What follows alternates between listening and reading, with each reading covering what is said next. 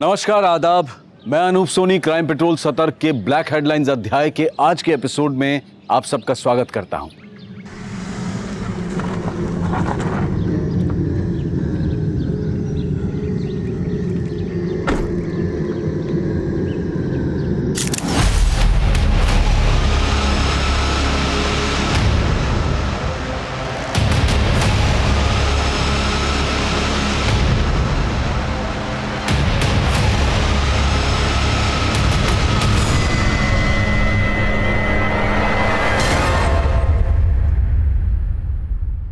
ये है हमारा मुरुड।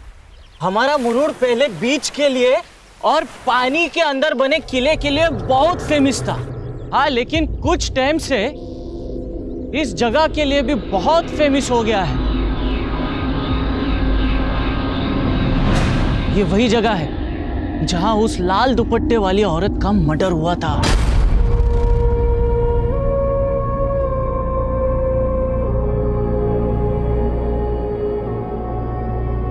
बहुत ट्रेजिक स्टोरी है उस औरत की। उसकी कहानी सुनोगे तो आपकी रूह कांप जाएगी। कहते हैं यहां किसी के इंतजार में वो औरत फोटो निकाल रही थी और फिर वो आया जिसका वो औरत इंतजार कर रही थी।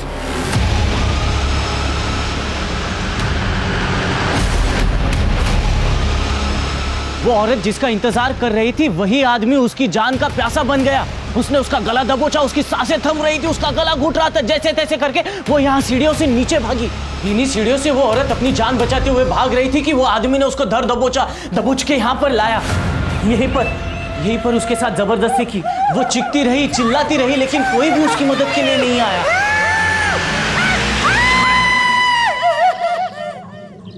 आज भी उसकी चीखें इन्हीं हवाओं में गूंज रही है। सुनाई दी? हाँ? दी सुनाई दी? No, this doesn't make any sense. क्यों फेंक रहे हो? इस तरह की तो कोई आवाजें नहीं सुनाई दे रही। सुनाई देगी साहब, सुनाई देगी। थोड़ा फील करेंगे ना तो सुनाई देगी। ये हमारे मनी साहब कभी झूठ नहीं बोलते, एकदम सच्ची घटना है ये। इधर आओ सर, इधर आओ। ये पेड़ देख रहे हो? बस इसी पेड़ पर उस औरत की लाश लटक रही थी।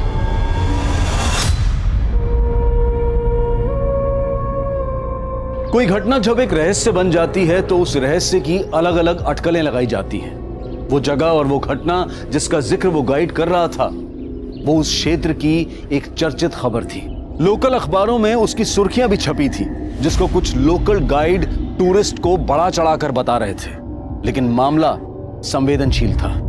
हमारे देश में जहां आए दिन रेप और मर्डर की घटनाएं होती रहती हैं, ऐसे में इन घटनाओं के क्राइम सीन को आवागमन और गाइडिंग का व्यवसाय बना देना सही नहीं था। इसलिए इस पर तुरंत रोक लगा दी गई। लेकिन जो हुआ था उसका असल सच क्या था? जो कुछ भी हुआ था वो महज 2 महीने पहले हुआ था, लेकिन वो क्यों हुआ था, कैसे हुआ था, उसकी हकीकत वाकई हैरत अंगेज थी।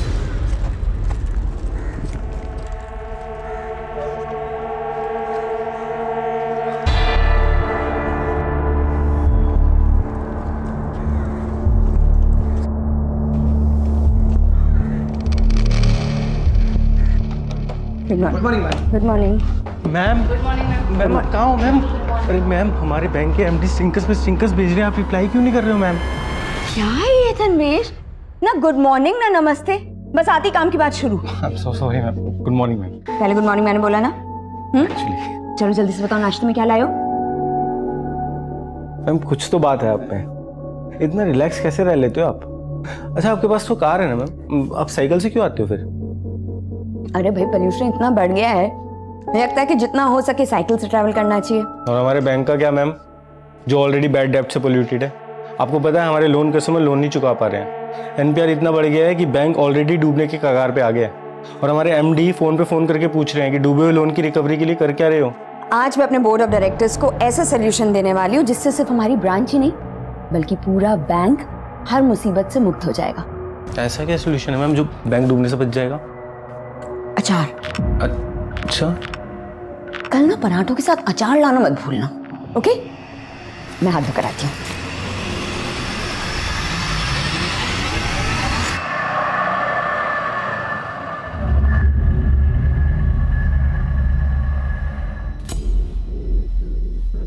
ये मेरी साली है, राजेश्वरी सुड़े। ये यूनिटी बैंक ऑफ महाराष्ट्र में मैनेजर है। कल सुबह से ही राजेश्वरी का कुछ पता नहीं चल रहा सर। राजेश्वरी आपके साथ रहती है? नहीं सर, वो हमारे घर से थोड़ा दूर अकेले रहती है। कल सुबह वो हमारे घर आई थी, मगर उसके बाद से वो। गुड मॉर्निंग जीजू।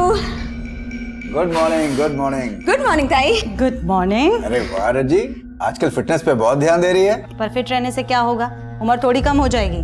34 की हो गई है, पता नहीं शादी कब करेगी। ताई फिर से वही बात, ये सब छोड़ 500 रुपए दे। क्यों, क्या हुआ? अरे वॉक पे निकली ना तो पर्स कैरी नहीं किया, अब सोचू जाते हुए फ्रूट्स खरीद लूं। वो रोजाना ऑफिस के बाद हमारे घर आती है और डिनर करके ही जाती है, लेकिन कल शाम को वो घर नहीं आई और जब उसका फोन ट्राई किया तो उसका फोन भी बंद आ रहा है। हाँ सर, हमने कल बैंक में भी फोन करके पता किया था तो पता चला कि वो बैंक में भी नहीं आई थी और कल से ही उसके घर पे ताला भी लगा हुआ है।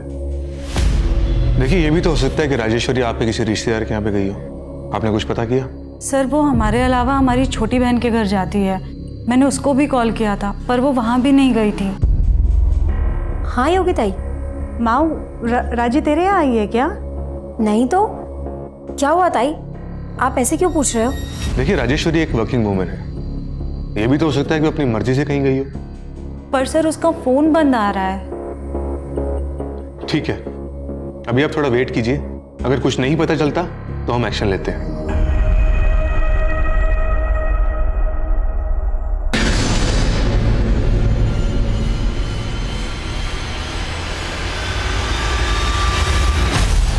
राजेश्वरी की मिसिंग कंप्लेंट्स पर कोई कार्रवाई नहीं की गई और उसकी लाश मुरुंड के एक खंडर में लटकी हुई मिली।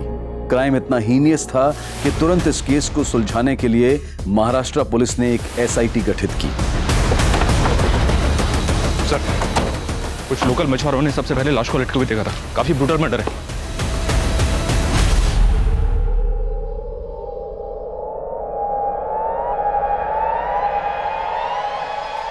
लड़की को नीचे उतारने का इंतजाम करो। आइए सर, ये देखिए सर।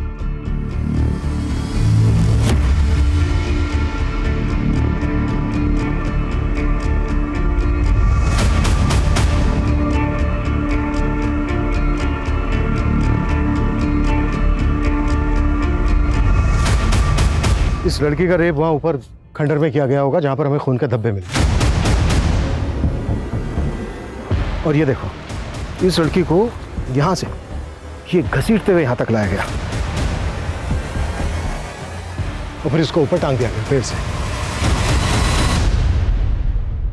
रेप बहुत ही ब्रूटल है, ये किसी एक आदमी का काम नहीं लगता, एक से ज्यादा लोग रहे होंगे। और जो लड़की की हालत है उससे तो यही लग रहा है कि कातिल बहुत ही बेखौफ होंगे। Right sir. सर, ऊपर जो एक कैमरा मिला है इसके अंदर कुछ फोटोग्राफ्स हैं, ये देखिए। खंडर की फोटोग्राफ्स हैं, आसपास के इलाके की फोटोग्राफ्स हैं। हो सकता है ये लड़की कोई टूरिस्ट हो। यहाँ पर जितने भी गाइड्स हैं सबसे बात करो और आसपास की शॉप, होटल्स, इनमें भी पता करो। हो सकता है इस लड़की के बारे में कुछ पता चल जाए। सर, इस लड़की की पॉकेट्स में कुछ नहीं मिला, सिर्फ ये लोटस पार्किंग की रसीद मिली है राजापुरी की। सर, कार का नंबर लिखा है लेकिन पूरा नहीं लिखा है। कार का नंबर है 3715, 9 फरवरी की, 2 दिन पहले की, लोटस पार्किंग। चलो लोटस पार्किंग चलते हैं। सर,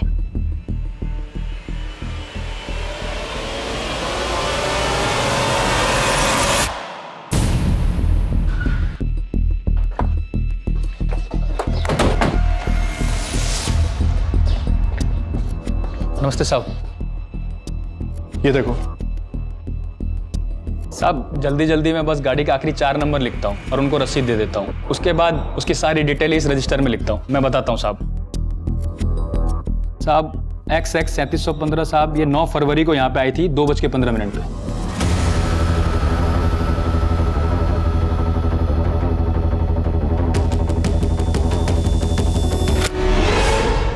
ये तो वही लड़की है जिसकी लाश मिली थी हमें। सर, ये गाड़ी कब लेके गई यहाँ से अपनी?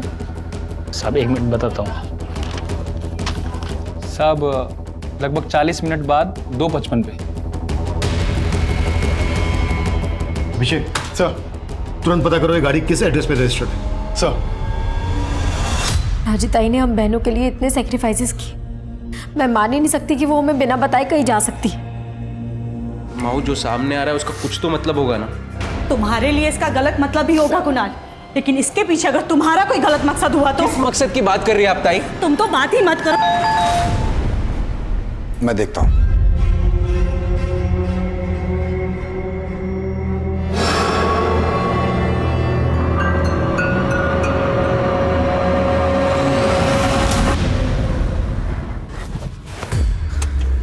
अरे वाह, तू तो बहुत से गाड़ी दौड़ाने लग गई। पर अफसरों की गाड़ियां कब तक दौड़ाएगी? मैं क्रिमिनल्स दौड़ाती हूँ, अफसर की गाड़ी दौड़ाने के लिए पुलिस में भर्ती थोड़ी ना हुई थी। ठीक है मैडम, हम जानते हैं आपको खतरों से खेलने का शौक है, पर मेरे बारे में भी तो कुछ सोचो। तेरे बारे में तो सोच रही हूँ, इसीलिए तो तुझे ये टेम्पो लेकर दिया है। अच्छा, अब मुझ पे ध्यान देना बंद कर और कमाई पर ध्यान दे। चल मैं निकलती हूँ। Okay madam.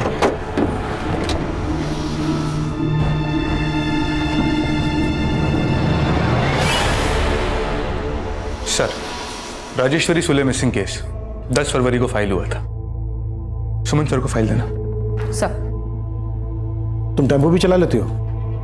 सर एक्चुअली वो टेम्पो मेरे हस्बैंड का है, लेट हो रही थी तो। महेश, राजेश्वरी मर्डर केस में तुम्हारी इन्वेस्टिगेशन कहां तक पहुंची? सर, केस फाइल होने के ठीक बाद ही राजेश्वरी की छोटी बहन को उसका एक मैसेज आया था।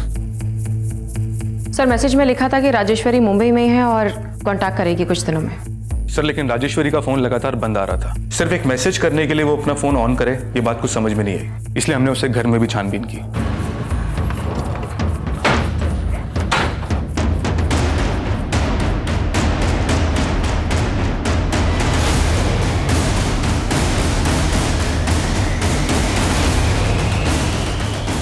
लेकिन उसे घर में भी कुछ सस्पिशियस मिला नहीं, और उसे घर के बाहर लगे सीसीटीवी कैमरे की फुटेज देखने के बाद यही लगा कि वो अपनी मर्जी से कहीं गई थी। महेश, फिर आगे क्या किया तुमने? सर वो क्या वो मतलब आगे कुछ नहीं किया? ये आगे कुछ ना करने का रिजल्ट क्या हुआ मालूम है? राजेश्वरी की लाश मिली। अब यहाँ बंदी बंद करो और राजेश्वरी की फैमिली को बनाओ शनाख्त के लिए।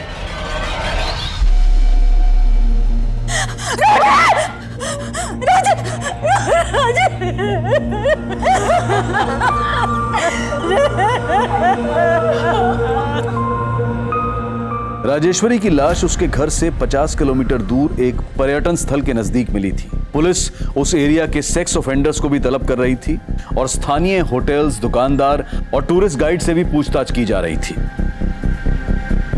नहीं सर, ऐसी कोई भी टूरिस्ट को हमने नहीं देखा है। मैंने भी नहीं देखा इसको कहीं। सर, राजेश्वरी ताई के फ़ोन से मुझे मैसेज आया था, लेकिन हमने उस मैसेज पे भरोसा नहीं किया। पर यहाँ के लोकल पुलिस ने भी राजेश्वरी ताई को ढूंढने में बिल्कुल कोशिश नहीं की। देखिए, इसके लिए हम बहुत शर्मिंदा हैं। 9 फरवरी की सुबह जब राजेश्वरी घर से निकली, हमने तब की सीसीटीवी फुटेज चेक की और राजापुरी की पार्किंग से जब वो निकली तब की भी फुटेज देखी। राजेश्वरी काफी खुश लग रही थी, ऐसा लग रहा था जैसे किसी से मिलने जा रही हो। राजेश्वरी का कोई अफेयर, कोई बॉयफ्रेंड? नहीं सर, ऐसी कोई बात नहीं थी। अगर ऐसी बात होती तो वो हमें ज़रूर बताती। हम तो खुद उसकी शादी करवाना चाहते थे, लेकिन राजेश्वरी खुद शादी नहीं करना चाहती थी। राजी, तूने माहू की तो शादी करवा दी, अब तू अपनी शादी के बारे में भी तो सोच। तू कब शादी करेगी? राजी ताई को अपने बारे में सोचने की फुर्सत कहाँ है? हमें इनके लिए लड़का ढूंढना पड़ेगा। प्लीज, मुझे ना तुम दोनों की तरह ये घर गृहस्थी के झंझट में बिल्कुल नहीं फंसना। अच्छा जी, तो तुम्हारा कहने का मतलब है कि हमने शादी कर ली और घर गृहस्थी के झंझट में फंस गए? और नहीं तो क्या? अरे काय मस्त दिसतंय तिघी, ट्रेनच्या बोगी सारखा। पण एक सेकंड, मालिश नाही, एक दूसरे को गुदगुली करो। क्या? अरे मस्त फोटो आएगा, बघा बघा इकडे। अच्छा, अगर हम मान लें जैसा कि आप लोग सोच रहे हैं कि वो मैसेज राजेश्वरी ने नहीं भेजा होगा, तो फिर किसने भेजा होगा? आप लोगों को शक है किसी पर? सर, उसका तो कोई पता नहीं, लेकिन राजेश्वरी के गायब होने के बाद उसका एक कलीग यहाँ आया था। देखिए, राजेश्वरी मैम ने सिर्फ आप लोगों को हैरान नहीं किया, उनके फैसले से पूरा बैंक हैरान है। बैंक हैरान था मतलब? जी, उन्होंने रिजाइन कर दिया था। एमडी सर को रेजिग्नेशन भी मेल कर दिया था उन्होंने। राजेश्वरी उस बैंक में 10 साल से थी, हमें तो विश्वास ही नहीं हुआ कि वो ऐसे रिजाइन कर देगी। नहीं मैडम, मैं इस बार नहीं कर पाऊंगी। देखो कविता, तुम इस तरीके से पीछे नहीं हट सकती हो, और तुम ही कहती हो ना कि तुम्हें मेरी तरह कामयाब बनना है, तो मेरी तरह सोचना भी पड़ेगा। ये रखो रखो, और हाँ, आइंदा अगर ऐसी बात की तो मुझसे बुरा कोई नहीं होगा।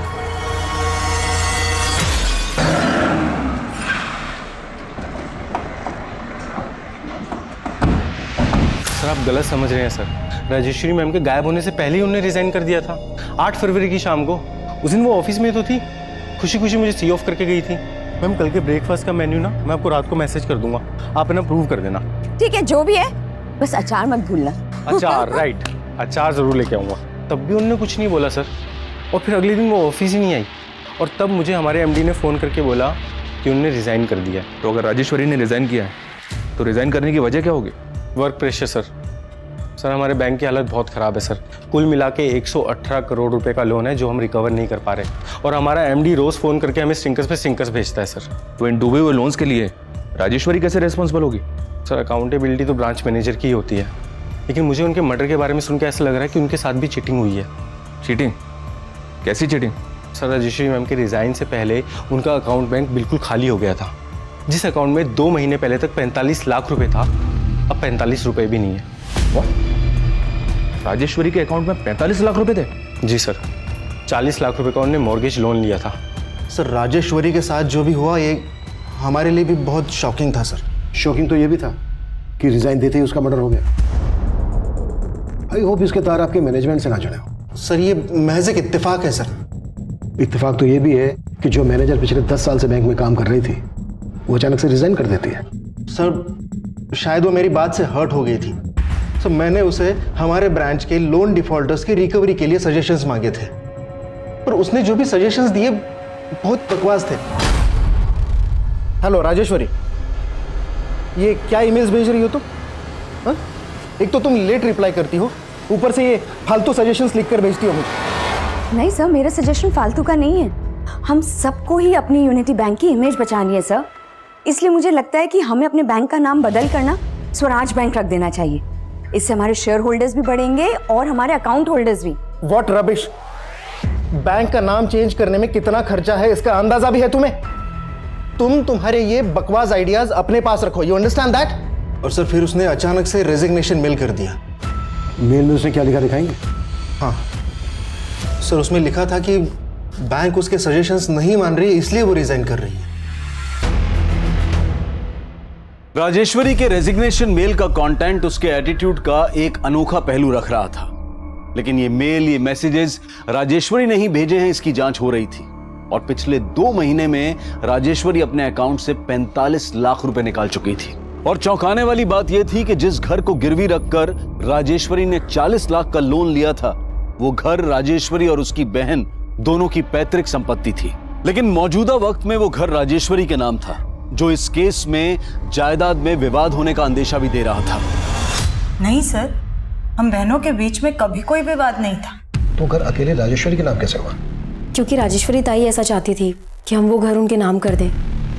ताई देख, मैं जानती हूँ कि इस घर पे तुम दोनों का बराबर का हिस्सा है, पर अभी ना मैं तुम दोनों को 5-5 लाख रुपए दे रही हूँ।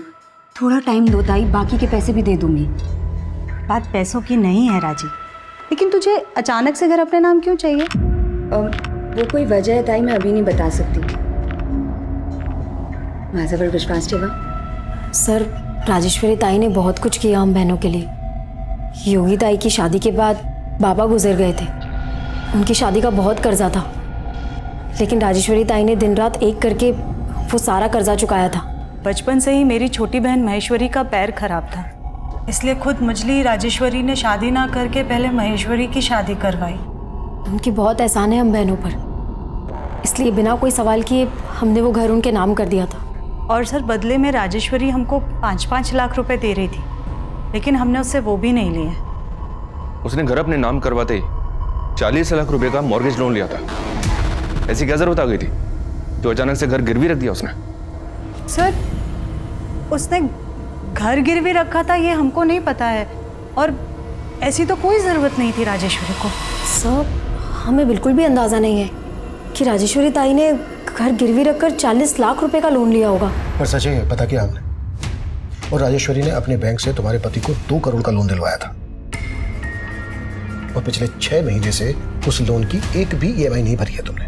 सर वो मेरा बिजनेस घाटे में जा रहा है, मगर इसका ये मतलब नहीं है कि मैं लोन रिपे नहीं करूंगा।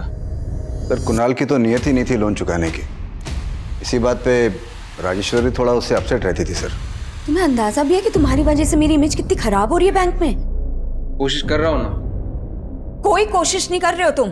देखो मैं बोल रही हूँ, अगर तुमने लोन पे नहीं किया ना तो बहुत स्ट्रॉन्ग केस बनाऊंगी तुम्हारे खिलाफ।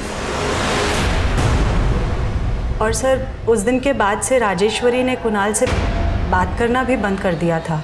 सर आप बेकार शक कर रहे हैं, इन सारी बातों का राजेश्वरी के मर्डर से कोई लेना देना नहीं है। सर क्या हुआ संतोष? सुमन कहाँ है सर? सुमन तो अभी तक नहीं आई जॉब पे। सर क्या बात कर रहे हैं, वो कल रात से नाइट ड्यूटी से घर नहीं पहुंची है। कल कोई नाइट ड्यूटी नहीं थी सुमन की, और रात को 10 बजे चली गई थी।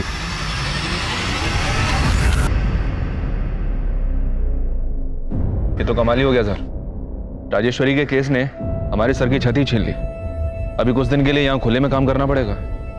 कोई नहीं, खुले में दिमाग और काम करता है, तो चाय नहीं रुकनी चाहिए। छोड़ो,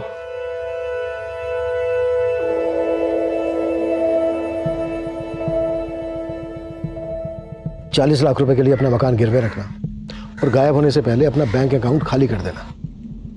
और राजेश्वरी आखिरी बार जब अपनी बड़ी बहन से मिली थी तो 2000 रुपए उधार लेकर गई थी। ये सब छोड़, 500 रुपए दे। क्यों, क्या हुआ? अरे वॉक पे निकली ना तो पर्स कैरी नहीं किया, अब सोचू जाते हुए फ्रूट्स खरीद लूं। 500 छुट्टे तो नहीं है, 2000। कोई बात नहीं जीजू, 2000 दे दो। उस वक्त तक उसका बैंक अकाउंट खाली हो चुका था। ऐसा लग रहा है जैसे उसको कोई ब्लैकमेल कर रहा था।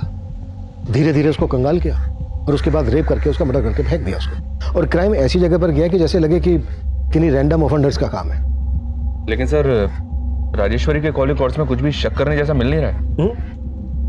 राजेश्वरी की जिंदगी तो संदेहों से भरी पड़ी है। उसकी गाड़ी नहीं मिली अभी तक। उसकी गाड़ी ढूंढने पर जोर दो, शायद उससे हमें कोई लीड मिल जाए। और राजेश्वरी की दोनों बहनों और उसके दोनों जीजाओं को खंगालो। राजेश्वरी के घर की भी अच्छे से तलाशी लेनी होगी। सर इंस्पेक्टर महेश की टीम की SI सुमन अचानक से कहीं गायब हो गई है सर। व्हाट? महेश और उसकी टीम ने राजेश्वरी को ढूंढने की कोशिश ही नहीं की, और अब जब से हम इस केस पर आए हैं उनकी टीम की SI सुमन गायब हो गई। माजरा क्या है ये? वॉचमैन दरवाजा खोलो, ब्रेक खत्म हुआ। वॉचमैन बंद करो उसको। गाइस हमारा ये लंच ब्रेक है ना, परमानेंट ब्रेक बन गया है। हमारा बैंक गवर्नमेंट ने टेक ओवर कर लिया है। हमारे ATM ऑनलाइन ट्रांसफर सब सीज हो चुके हैं। अभी हजार रुपए निकालने के लिए बाहर हजारों की लाइन लगेगी। हमारी वाट लगने वाली है। ये केस कई उतार चढ़ाव देख रहा था, और चौंकाने वाला पहलू ASI सुमन का गायब होना था। SIT इस केस पर भी नजर बनाए हुए थी और राजेश्वरी से जुड़े लोगों पर भी नजर रखी जा रही थी। वहीं राजेश्वरी की कार के तलाश के साथ साथ उसके घर में भी उसके कातिल तक पहुंचने के सुराग ढूंढे जा रहे थे। और फिर कुछ ऐसा हुआ जिसने इस केस को घुमा कर रख दिया।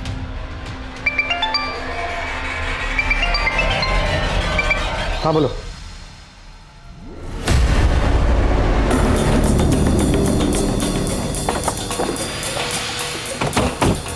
हटो, खड़ी।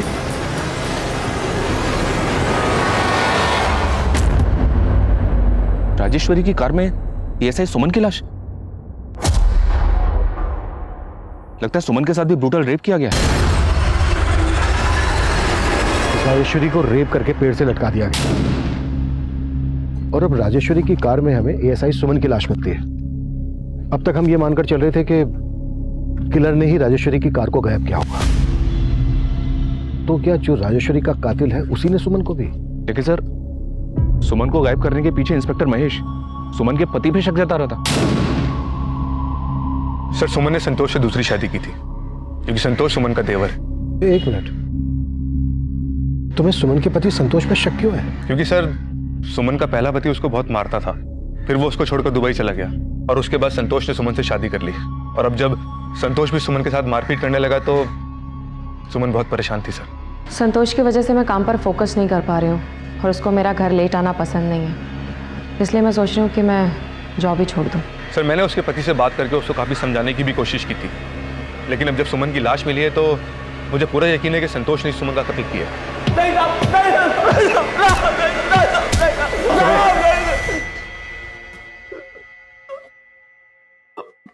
मैं किसी राजेश्वरी को नहीं जानता था, मैंने कुछ नहीं किया। सिर्फ राजेश्वरी नहीं बल्कि तूने सुमन को भी रेप करके मार डाला। नहीं साहब, मैं तो सुमन को प्यार करता था साहब। प्यार नहीं करता था, मारपीट करता था उसके साथ। तो तेरा बड़ा भाई भी यही करता था ना? मैं अपने बड़े भाई जैसा नहीं था साहब, मैंने तो सुमन को जल्लाद से बचाया था। उन्होंने सुमन की जिंदगी बर्बाद करके रख दी थी, बिल्कुल नरक की तरह। ऊपर से उसको छोड़ के दुबई चला गया, उधर उसने दूसरी शादी बना ली। सुमन के तो माँ बाप भी नहीं थे साहब, मुझे सुमन से हमदर्दी थी, इसलिए मैंने उससे शादी कर ली। शादी के बाद मैंने उसका पढ़ाई भी पूरा कराया, फिर वो पुलिस में भर्ती हो गई। सुमन खुद बोलती थी कि मैंने उसकी जिंदगी बनाई, अब भला मैं उसकी जिंदगी काय को छीनूंगा साहब? उल्टा वो सब इंस्पेक्टर महेश ने मेरी सुमन को मुझसे छीना है। ये सब इंस्पेक्टर महेश ने? हाँ साहब, तो आए दिन सुमन को अपने घर ले जाता था रात को।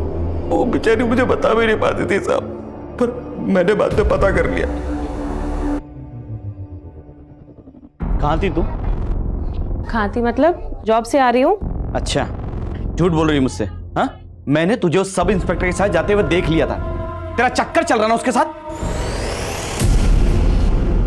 तुम गलत समझ रहे हो संतोष। अच्छा, तो क्या काम था इतनी रात को वहां पर? हाँ, क्या बताऊं संतोष, वो कमीना मेरे साथ जबरदस्ती कहता है कि उसकी बात नहीं मानूंगी तो सस्पेंड कर देगा मुझे।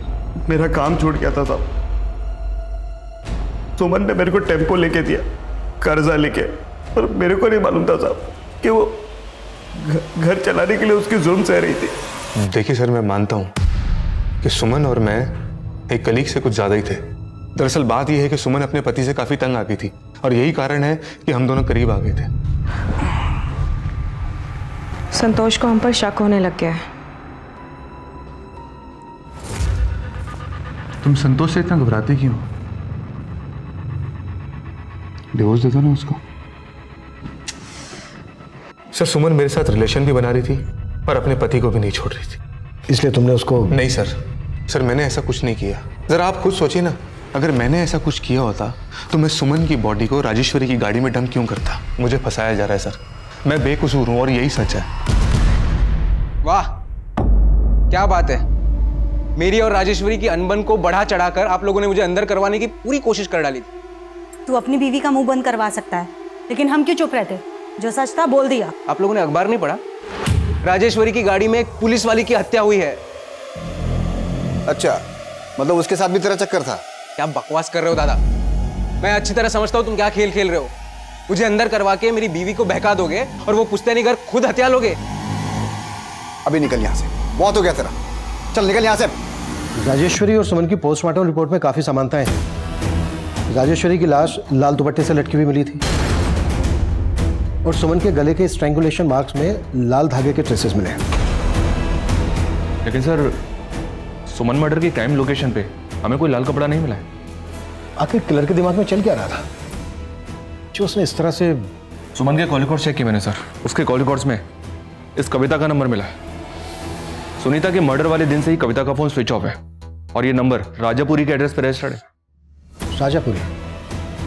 मर्डर वाले दिन राजेश्वरी को राजापुरी की पार्किंग में देखा गया था उसकी कार के साथ। मुझे इस कविता की सारी इंफॉर्मेशन चाहिए। सर, राजेश्वरी के छोटे जीजा कुणाल का इस यूसुफ के साथ कनेक्शन मिला है। यूसुफ शेख? ये तो बेटिंग माफिया है ना? जी सर। पर ये तो काफी दिनों से अंडरग्राउंड था। एक और बात सर, पता चला है कि कुणाल राजेश्वरी को पहले से जानता था, कॉलेज में दोनों साथ ही पढ़ते थे।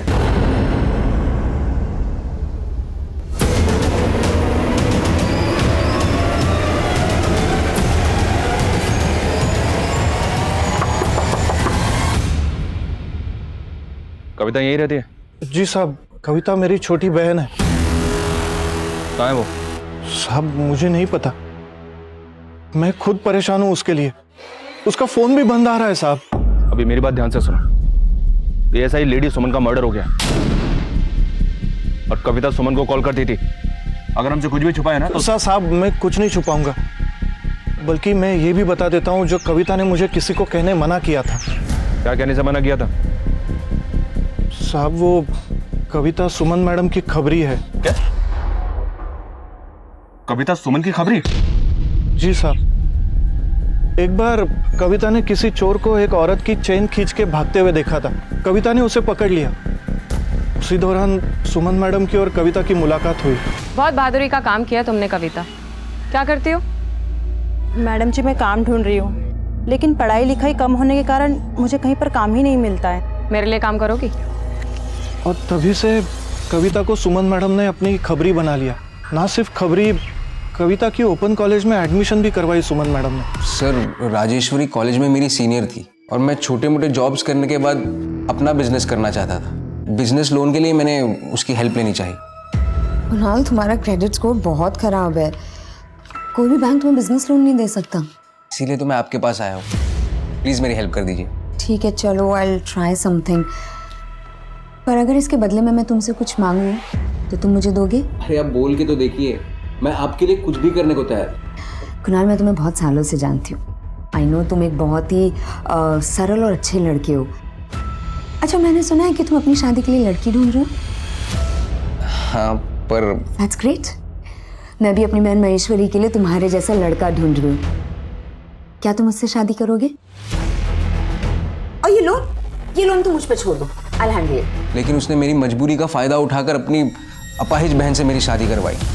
ऊपर से पैसे ना लौटाने की वजह से वो मुझे उल्टा सीधा सुनाती थी। इसलिए उससे पीछा छुड़ाने के लिए तूने यूसुफ शेख की मदद ली। ये तो बिल्कुल मत कहना कि तू यूसुफ को जानता नहीं है। सर, मैं बैटिंग पे पैसे लगाता था, इसलिए मेरी यूसुफ शेख के साथ बोलचाल थी। मैं क्या सर, राजेश्वरी भी यूसुफ शेख को जानती थी। राजेश्वरी यूसुफ को जानती थी? जी सर। सर, राजेश्वरी भी बैटिंग पे पैसे लगाती थी। तेरे कहने का मतलब यह है कि राजेश्वरी को यूसुफ ने? राजेश्वरी ने अपना घर गिरवी रख के 40 लाख का लोन उठाया था। पक्का उसको यूसुफ को कोई मोटी रकम देनी थी, जिसका यूसुफ ने राजेश्वरी से बदला लिया। पुलिस तुरंत यूसुफ की तलाश में जुट गई, लेकिन एएसआई सुमन की खबरी कविता के गायब होने की पहेली इस केस को उलझा रही थी। पुलिस को कविता की कोई लीड नहीं मिल रही थी, लेकिन उनके खबरी नेटवर्क ने यूसुफ को ढूंढ निकाला। साहब, अपना तो बैटिंग का धंधा है साहब, और उसमें वो डराना धमकाना तो चलता ही रहता है साहब। अगर साहब यकीन मानिए, मैंने मर्डर किसी का नहीं करवाया। तो राजेश्वरी को धमकाकर कितना पैसा लूटा तूने उससे? क्या बात कर रहे हो साहब? वो तो जीत रही थी साहब, और उसने मुझे नहीं बल्कि मैंने उसको पैसा देना था। तो तूने राजेश्वरी के पैसे ना देकर उल्टा उसी का हिसाब चुकता कर दिया? सर, मैंने कुछ नहीं किया है सर। हाँ, मैं मानता हूँ साहब कि उसका लक मेरा पूरा बैलेंस बिगाड़ रहा था साहब। उसके सितारे बहुत सॉलिड काम कर रहे थे, और सर आप जानते हैं पिछले कुछ टाइम से वो बड़े ही अटपटे से नंबर पे पैसा लगा रही थी साहब। नहीं, कहा ना 1,23,373 ही लगाना है। मेरा लक चलेगा इस रकम के नंबर से। साहब, वो मुझसे 10-10 गुना ज्यादा पैसा बना रही थी, और साहब सच बोल रहा हूँ, मुझे भनक भी नहीं है कि वो उसके पैसे पर कौन नजर गड़ा के बैठा था। सर, अगर यूसुफ की बात सही है तो इस लकी नंबर का कनेक्शन न्यूमरोलॉजी से हो सकता है। इस बात को एक बार और कंफर्म करते हैं सर। राजेश्वरी 2 महीने पहले तक अपने नाम की स्पेलिंग में W की जगह V इस्तेमाल कर रही थी। उसने अपने बैंक अकाउंट में भी ये करेक्शन की थी। तो यूनिटी बैंक का नाम बदलकर स्वराज बैंक रखने का सजेशन उसका न्यूमरोलॉजी से जुड़ा था?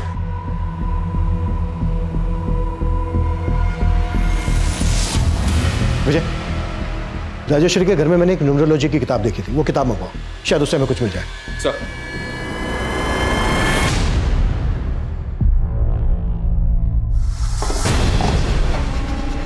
अगं काय केलं सोय? मी इथं लोकांचं नशीब लिहितोय और तूने उस पे पानी फेर दिया। ज्योतिका बासु ऑथर, इस ऑथर का ईमेल आईडी यहाँ पर सर्कल किया हुआ है। शायद राजेश्वरी से कंसल्ट करती होगी। ज्योतिका बासु के बारे में सब कुछ पता करो। सर, एक तरफ पुलिस ज्योतिका बासु नाम की एक न्यूमरोलॉजिस्ट का पता कर रही थी, और वहीं दूसरी तरफ उनके इलाके में एक मेल न्यूमरोलॉजिस्ट मुरली प्रसाद की लाश मिली। मुरुड में हुई ये तीसरी हत्या थी। पुलिस ने मुरली की बीवी कुसुम से भी पूछताछ की, लेकिन उन्हें मुरली का सुमन और राजेश्वरी से कोई कनेक्शन नहीं मिला। वहीं कविता की तलाश में पुलिस मनोहर पर नजर रख रही थी, और तभी इस केस में एक नया घुमाव आया। सर, इस किताब के author ज्योतिका बासु का तो 3 साल पहले देहांत हो गया था, और ऐसा कुछ भी नहीं मिल रहा है जिससे लगे कि न्यूमरोलॉजी का इस मर्डर से कोई कनेक्शन हो सकता है। सर, आपके नाम ये लेटर आया है, लेकिन भेजने वाले ने इस पे अपना नाम नहीं लिखा।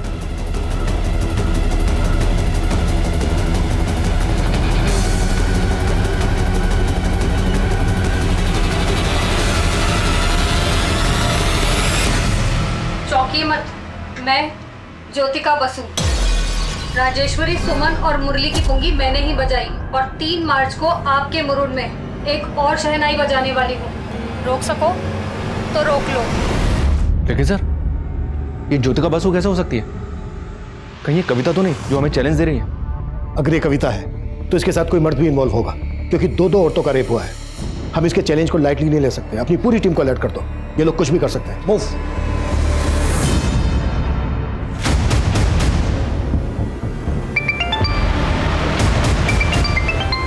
हेलो,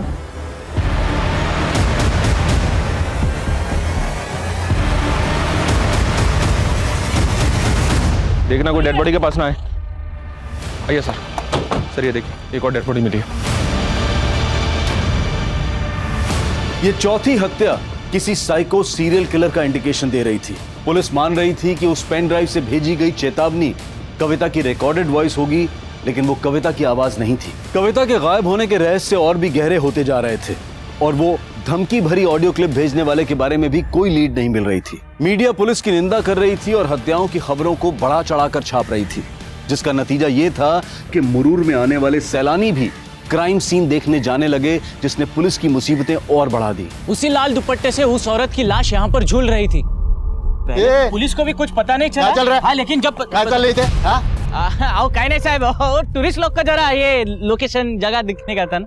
तू कुछ भी बोल के इनको घुमाएगा? हाँ, ज्यादा शाड़ा बन रहा है। देख तेरा लाइसेंस कैंसिल करवा दूंगा मैं। आओ ऐका ना साहब, मैं मिनटो। चल, ए उसको ले, उसको ले। आप लोग भी चलिए। अब इस मर्डर की कहानी ना पुलिस स्टेशन में बताना, समझा? चल काय साहब, हम लोग किधर कुछ बोलते हो तो अखबार में छप के आता है। ये टूरिस्ट लोग इधर आने का जिद करता है, इसके लिए करना, पेट के लिए करना पड़ता है साहब। साहब जाने दीजिए ना साहब, आगे से ऐसी गलती नहीं होगी साहब, जाने दीजिए। हो साहेब, सोडून द्या। बघा आता सोडतोय, नेक्स्ट टाइम नाही चालणार। हो चल। हाँ बोलो।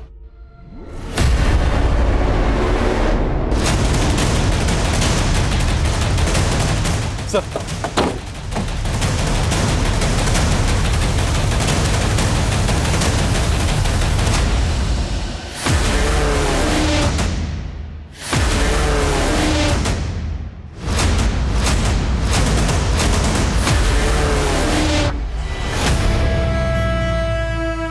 सर एक मछुआरे ने इस लड़की की लाश देखी थी।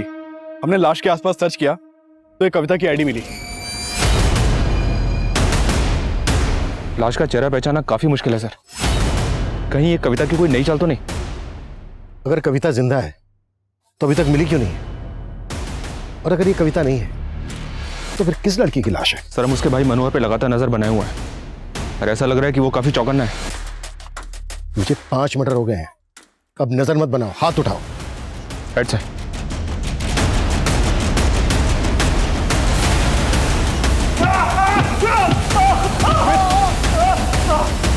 चल चल अब बोल।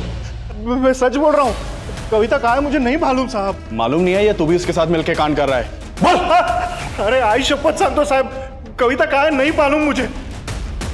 राजेश्वरी की लाश हमें लाल दुपट्टे से लटकी हुई मिली थी और बाकी विक्टिम्स के स्ट्रैंगुलेशन मार्क्स पर भी लाल धागे के ट्रेसेस मिले हैं। इस केस का इस लाल रंग से जरूर कोई गहरा रिश्ता है। अभी तक हम ये भी पता नहीं लगा पाए हैं कि पेन ड्राइव में किसकी आवाज थी। वो जरूर विक्टिम्स की किसी जान पहचान वाली औरत की होगी। एक काम करो, विक्टिम्स की जान पहचान में जितनी भी औरतें हैं सबका वॉइस सैंपल लो और पेन ड्राइव में जो आवाज है उसके साथ मैच करो।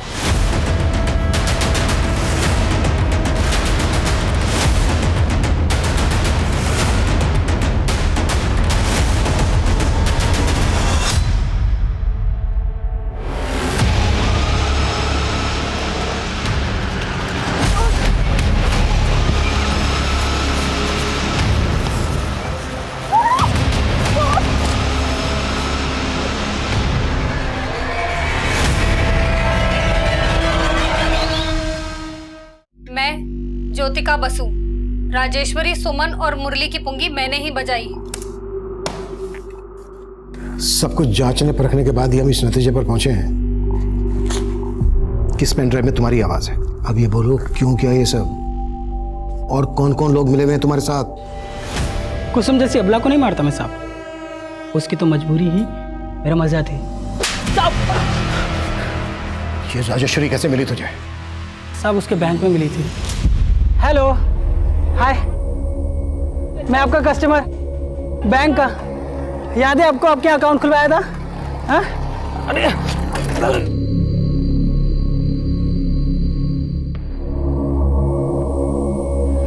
आप ठीक है ना? Thank you. हंसी तो फंसी, और साहब ऐसी फंसी ना कि मेरी हर बात मानने लगी।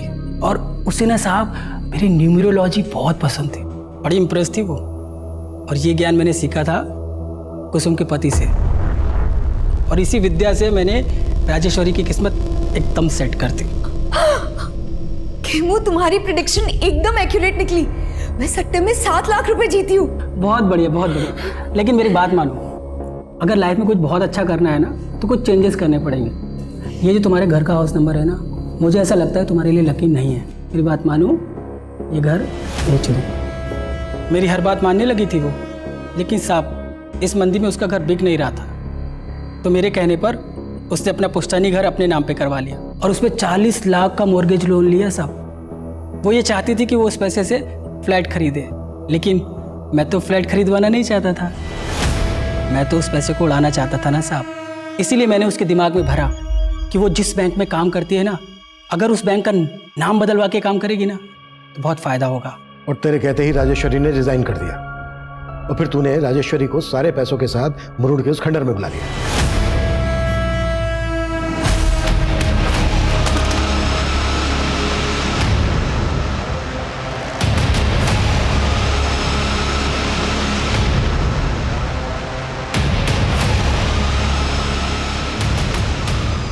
फिर मैंने राजेश्वरी के मोबाइल से उसकी छोटी बहन महेश्वरी को मैसेज किया। आप लोग तो जी जान से केस में लगे हुए थे, पर मैं भी चौकन्ना था, और वो खबरी दुगनी चौकन्नी। मैंने देखा वो लड़की राजेश्वरी की कार का फोटो सबको दिखा रही है, मुझे भी दिखाया। मैं अलर्ट हो गया, मैंने उसका पीछा किया और मौका मिलते ही खोपचे में ले लिया। कविता का कॉल पाते ही सुमन राजेश्वरी की कार के पास आ गई, और जब उसे कविता नहीं मिली तो उसने कविता को फ़ोन किया, और तब मैं वहाँ पहुँच गया। हेलो मैडम, आपकी कविता तो अब रही नहीं। कौन हो तुम? और आप भी अब कहीं की नहीं रहोगे।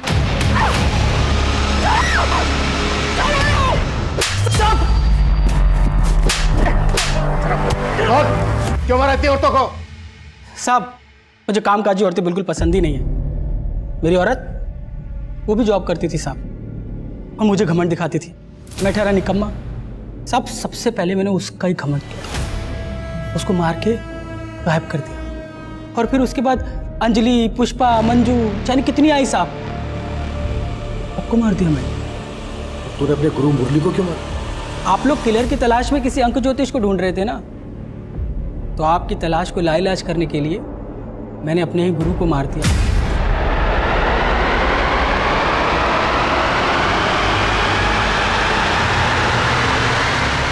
और फिर आप सबको गुमराह करने के लिए मैंने कुसुम को अपने इशारे पर नचाया। चौंकिए मत, मैं ज्योतिका बसु। राजेश्वरी, सुमन और मुरली की पुंगी मैंने ही बजाई।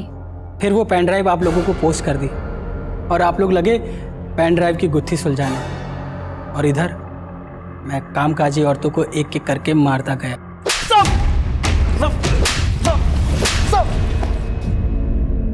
तू जो एक कामकाजी कर रहा है ना, अगर सारी कामकाजी औरतें अपना काम छोड़ दे तो यार तेरे जैसे जानवर आदमी को समझाने का क्या फायदा। अभिषेक अब जरा इसे अपना कामकाज दिखाओ।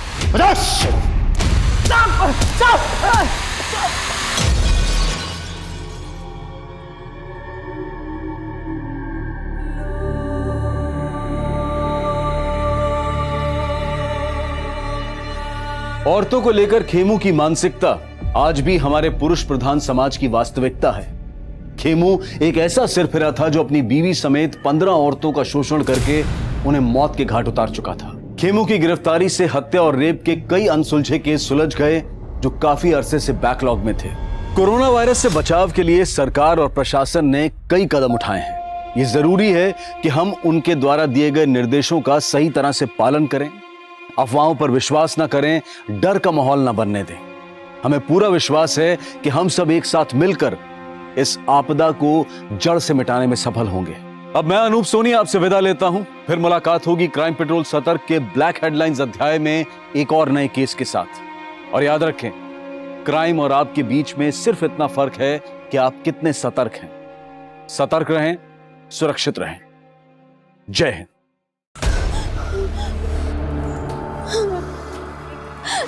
नहीं, मुझे जाने दो। नहीं, जाने दो। नहीं,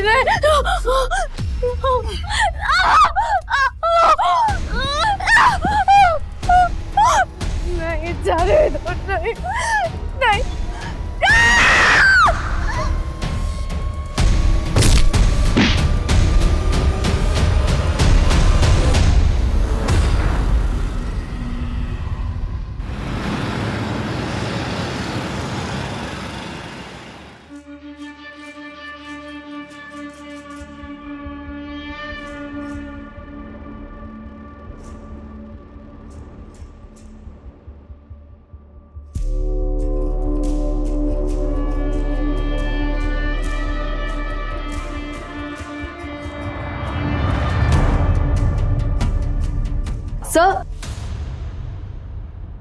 Sir, we are going live in 50 seconds.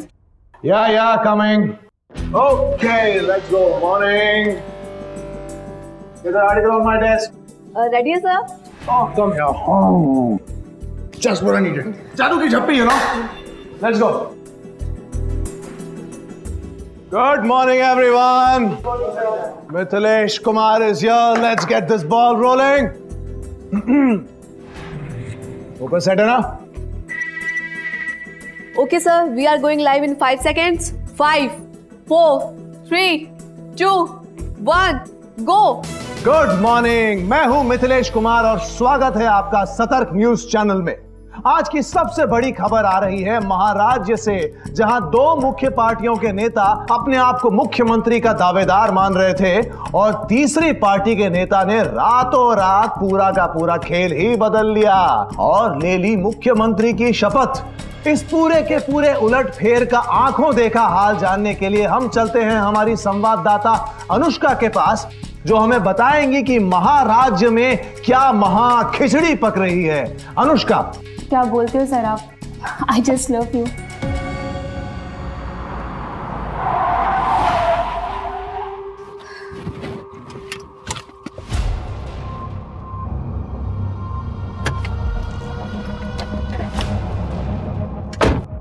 चलो फोन करना मुझे, कल बात करते हैं। बाय। ओफो, कितनी बार कहा है खाते वक्त कोई मोबाइल नहीं। मम्मी, क्या कर रहा है मेरा बच्चा? खाना खा रहा है? ये काम काज के आड़ में अपने घर को आग मत लगाओ, और हाँ, अपने उम्र का ख्याल करो और एक बेटा पैदा करने की सोचो।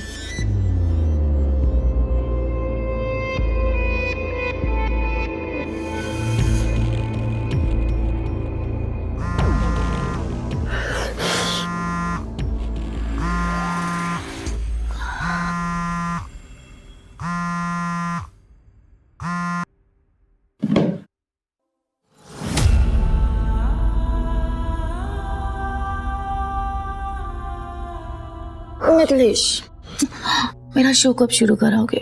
कब से इंतजार ही चल रहा है। अरे कुछ दिन रुक जाओ ना, हो जाएगा। तुम सिर्फ मजे लेने के लिए आते हो ना यहाँ पर? क्या? तो क्या मैं अकेले मजे ले रहा हूँ यहाँ पे? और एक बात याद रखो, अगर कोई मजेदार चीज खा रहे होते ना तो उसका मजा जबान पर रहने देते हैं, ऐसे मजा किरकिरा नहीं करते। अरे नहीं मिथिलेश, मेरा मतलब वो नहीं था। मैं सिर्फ इतना कह रही थी कि तुम ट्राई भी नहीं कर रहे हो, और मैंने तुम्हारी हर ख्वाहिश पूरी की है ना। अरे छोड़ो यार, you anyway spoilt my mood. Mithilesh, It's half done. मेरी बात तो सुनो मिथिलेश।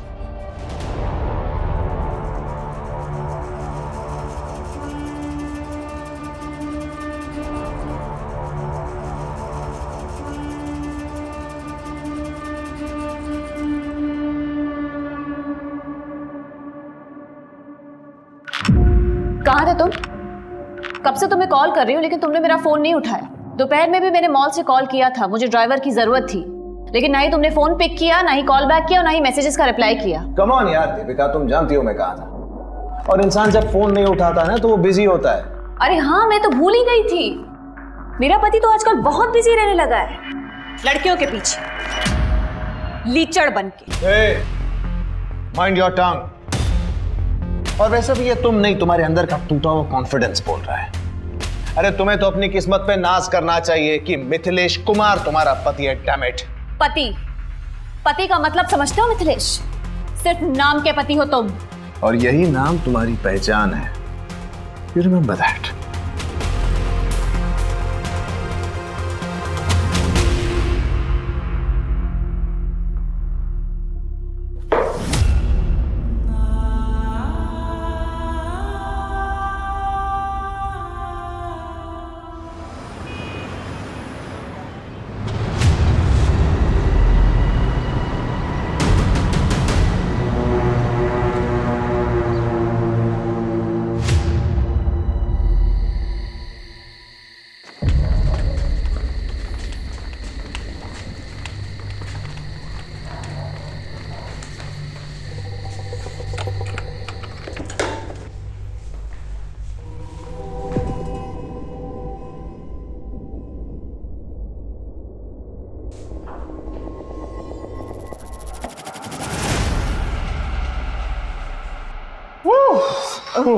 सर ये कल की न्यूज़ की अपडेट आ गई, आप एक बार देख लीजिए। काम हो गया यार, घर जाओ। No one disturbs me tonight, okay? No disturbing. Read this. Come.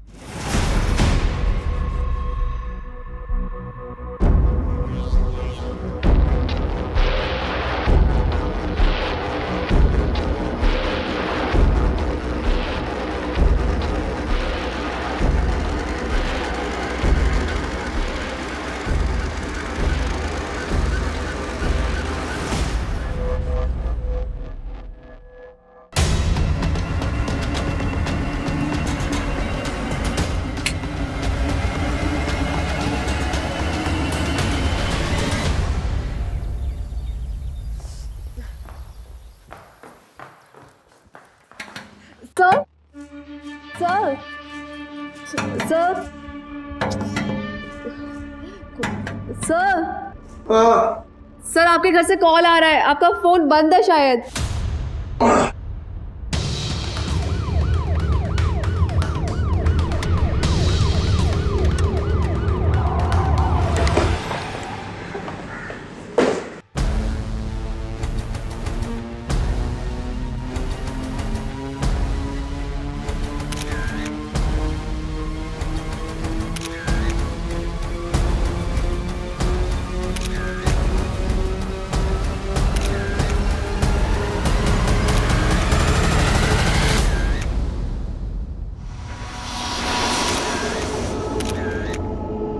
Sir मैं रोज़ सुबह आती हूँ, आज भी आई थी, लेकिन दरवाज़ा खुला हुआ था।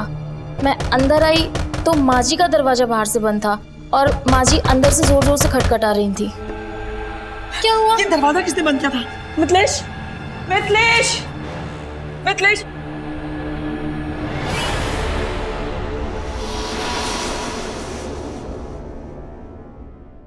घर की डुप्लीकेट चाबी है ना तुम्हारे पास? हाँ सर, लेकिन उसकी ज़रूरत नहीं पड़ी ना, दरवाज़ा पहले से खुला हुआ था। घर में इतना कुछ हो गया और मुझे पता ही नहीं चला। जब सुबह में मेरी आंख खुली तो दरवाज़ा बाहर से बंद था। मैंने अपनी बहू को फ़ोन किया लेकिन उसका मोबाइल स्विच ऑफ था। फिर मैंने मिथिलेश को फ़ोन किया, उसका भी मोबाइल बंद था। फिर मैंने ऑफिस के लैंडलाइन पे पापा बेबी, देखो पापा आ गए ना, अभी ठीक हो जाएगा। रोते नहीं हाँ? चल कम गुड कर। आपके घर में इतना बड़ा हादसा हो गया और आप कहाँ थे रात भर? आपका मोबाइल भी बंद था। मेरे शो की शूट चल रही थी, वो जनता जानती है, मैं चैनल में था। रात भर शूट चल रही? देखिए सर, हाय मिथिलेश, मैं जानता हूँ आपके लिए बहुत दुख की घड़ी है, लेकिन एज यू नो हम पुलिस वालों को हमारा काम करना पड़ता है। जी हाँ सर, आपके ऑफिसर वही काम कर रहे थे। And to answer your question, जी हाँ सर, मेरी शूटिंग रात भर चल रही थी। मैं कोई सरकारी कर्मचारी नहीं हूं या कोई 10 से 6 तक काम करने वाला आदमी नहीं। I am from media, that to news. हम 24/7 काम करते हैं। मेरी पत्नी भी मेरे ही मीडिया हाउस में काम करती थी, इनफैक्ट वो वहां रिपोर्टर थी। नहीं, ये हम सब जानते हैं। अशोक, प्राइम ऑफिस क्या लगता है? सर, लूटपाट का मामला लगता है। उन लोगों ने इनकी मम्मी जी के कमरे के दरवाजे को बाहर से बंद किया था। इसका मतलब वो लोग जानते थे कि गहने, जेवर, पैसा और बाकी चीजें दीपिका के कमरे में ही। कोई फोर्स एंट्री भी नहीं है, तो किसी जानने वाले का हाथ भी हो सकता है। अच्छा, कौन हो सकता है? वो तो आप ही सोच के बताइए, आपको किस पे शक है? How would I know? ये तो आपकी स्टेटमेंट है। देखिए, जहां तक मैं जानता हूं, मेरे साथ काम करने वाला हर आदमी भरोसे के लायक है। विमला जी, आपने कोई आहट तक नहीं सुनी? जी नहीं सर। देखिए, आप में से किसी को भी मेरी कोई भी मदद की जरूरत हो तो मेरा नंबर ले लीजिए, लेकिन एक बात याद रखिएगा, किसी पर भी उंगली उठाने से पहले be very sure. Sir, if I may please. Yes sir, sure, you must. पर एक मिनट जी, आपके कमरे में जो भी सामान मिसिंग है, गहने या कैश, उसकी डिटेल लिस्ट बना के हमें दे जाइए। श्योर।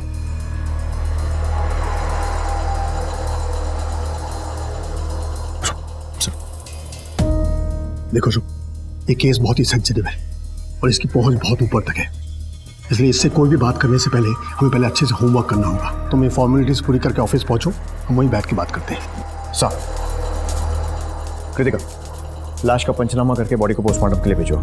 सर। और आसपास के सारे सीसीटीवी चेक करो, शायद किसी के फुटेज में वो चोर आते या जाते हुए कैप्चर हुए। और पड़ोसियों से पूछताछ करो रात में अगर किसी ने कुछ देखा हो तो।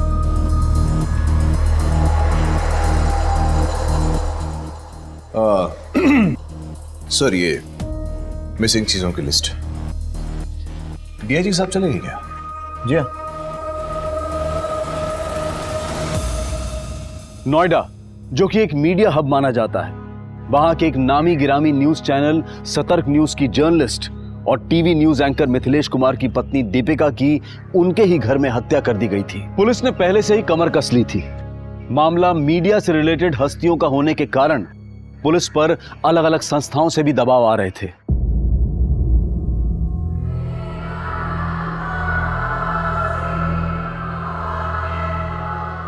May I come in, sir? Come in.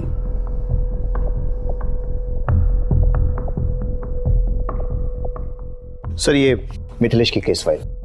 Sir, उसने चोरी हुए सामान की लिस्ट दे दी है। सीसीटीवी में कोई आता जाता नजर आया था? नहीं सर, बंगले का सीसीटीवी सिस्टम 1 महीने से बंद पड़ा है, लेकिन एक टीम आसपास और मोहल्ले को खंगाल रही है, पर अब तक कोई सक्सेस नहीं मिली है। अपने वांटेड क्रिमिनल्स की लिस्ट निकालो और चेक करो कि उनमें से कोई उस वक्त वहां था या नहीं।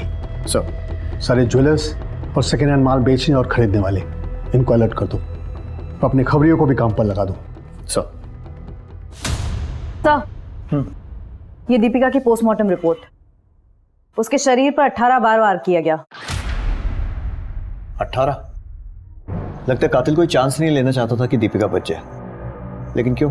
सर, हो सकता है दीपिका ने उसका चेहरा देख लिया होगा। कृतिका, ऐसा लगता नहीं है, क्योंकि विमला ने ना तो कोई आहट सुनी थी और ना ही कोई आवाज सुनी थी, और उन लोगों ने विमला के रूम का दरवाजा बाहर से बंद कर दिया था। जब सुबह में मेरी आंख खुली तो दरवाजा बाहर से बंद था।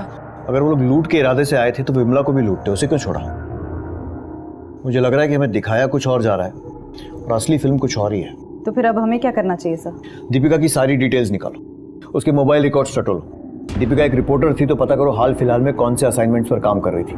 उसकी पर्सनल और प्रोफेशनल दोनों जिंदगियां खंगालो, घर, ऑफिस, आसपास जहां से जो भी इंफॉर्मेशन मिलती है लेकर आओ। Sir.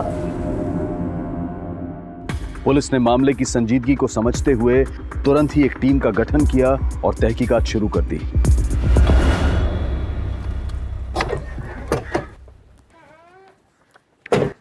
Sir, Deepika murder case में आसपास के लोगों से पूछताछ की। शांति का पति चरण मर्डर वाले दिन से गायब। फिर हमने शांति से पूछताछ की। ये तो हम नहीं जानते मैडम कि अभी वो कहाँ है। कभी किसी कोयले की खदान पे काम करते हैं तो कभी किसी साइट पे। कब से गया है वो यहाँ से? अभी परसों ही गए हैं। पर दीपिका दीदी से उनका क्या लेना देना हो सकता है?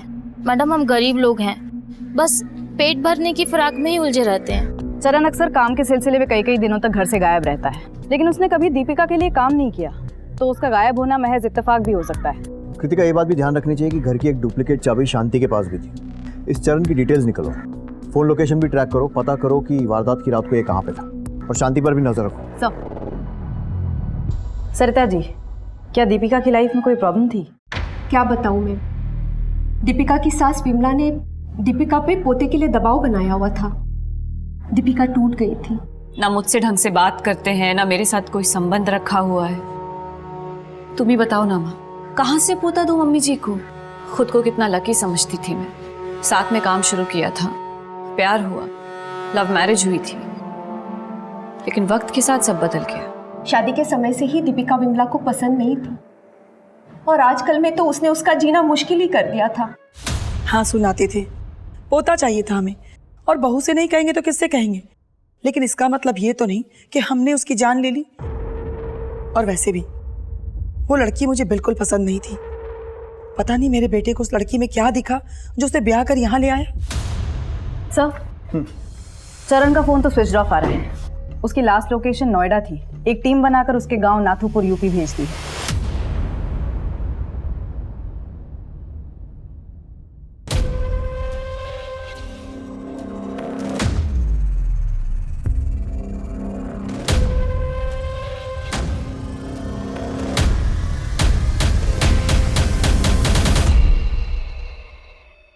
दीपिका के कॉल लिस्ट में एक नंबर है, विजय का, जिससे फ्रीक्वेंटली और बहुत लंबी बातें होती थी, वक्त बेवक्त। एक और बात, एमएलए गजेंद्र सिंह का भी फोन कई बार आया है दीपिका को। क्या ऐसा तो नहीं कि दीपिका का किसी के साथ अफेयर चल रहा था? कह नहीं सकते सर, लेकिन दीपिका की माँ के हिसाब से दीपिका और मिथिलेश का रिश्ता सही नहीं था, और उसकी सास विमला भी उसे बच्चे के लिए काफी सुनाती रहती थी। कहीं ऐसा तो नहीं कि ये मर्डर परिवार ने ही प्लान किया? जब तो कोई ठोस सबूत नहीं मिल जाता, किसी को रूल आउट नहीं कर सकते। इस विजय को थाने बुलाओ। एक मिनट सर। हाँ सर, कांस्टेबल गीता का फोन था। वारदात की रात मिथिलेश की रिकॉर्डिंग 11 बजे ही खत्म हो गई थी। अरे नहीं डीआईजी साहब, मुझे आपकी टीम की काबिलियत पे कोई शक नहीं है, बस ना उनके काम करने के तरीके से थोड़ी सी शिकायत है। Okay sir. Yes. Oh please come, आइए। अभी आपके वो डीआईजी साहब से ही बात कर रहा था। बैठे बैठे। So tell me sir, how can I help you? अब तक की इन्वेस्टिगेशन से ये बात सामने आई है कि दीपिका के रिलेशन आपसे और आपकी माताजी दोनों से ठीक नहीं थे। So what? सर देखिए, मैं कोई सीन नहीं क्रिएट करना चाहता हूं, लेकिन आपको एक बात बता दूं, आप इस दुख की घड़ी में एक इनोसेंट फैमिली को बुरी तरह से हैरेस कर रहे हैं। हम किसी को हैरेस नहीं कर रहे, सिर्फ अपना काम कर रहे हैं।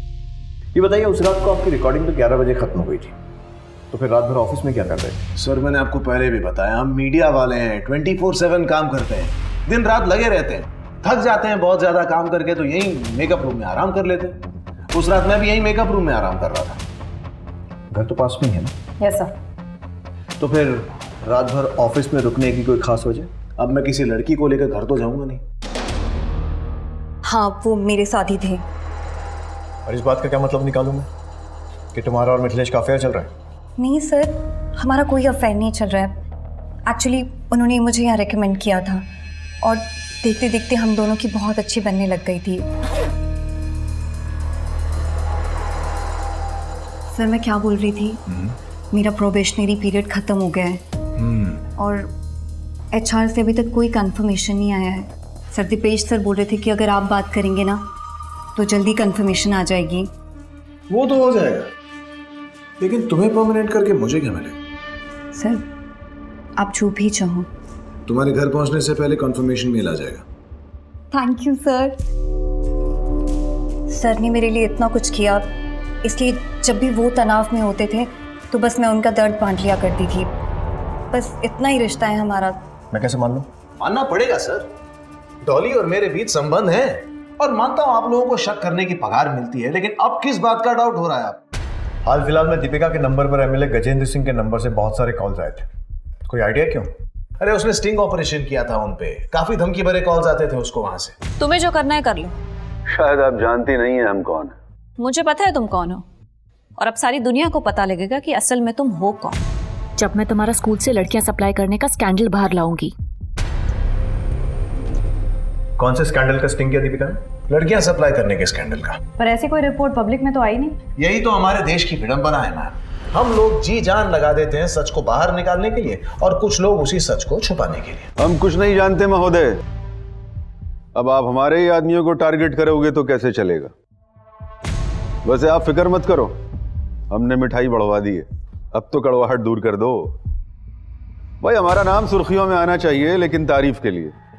और हाँ, अपनी उस सरफरी लड़की को भी समझा देना। उस स्टिंग ऑपरेशन का फुटेज किसके पास है?